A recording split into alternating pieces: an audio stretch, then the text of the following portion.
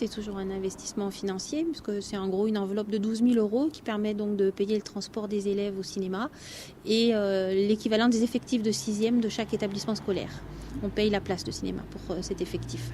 D'une part, l'aspect pédagogique, puisque là, ils y vont dans un cadre scolaire, donc avec des films qui leur sont imposés, puisqu'ils sont choisis par un comité de sélection où notamment est présent l'éducation nationale. Donc c'est vraiment dans un but pédagogique. Les enseignants prévisionnent le film, donc ils sont censés également faire une préparation à la vision de ce film. Et ensuite, en amont, ça c'est en amont, et ensuite en aval, travailler avec eux en classe sur les films qu'ils ont vus.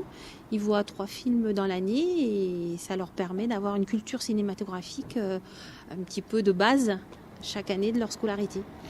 Le but inavoué, mais qui est réel, c'est leur exacerber un peu leur curiosité pour le cinéma.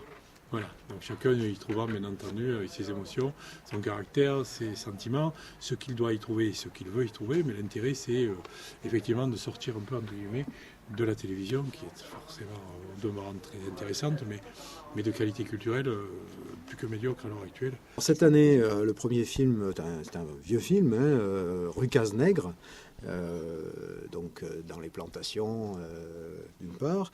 Le deuxième film, Le Grand Voyage, qui évoque le choc des cultures un petit peu et d'une recherche par rapport à la religion. Il n'y a pas de parti pris là-dessus.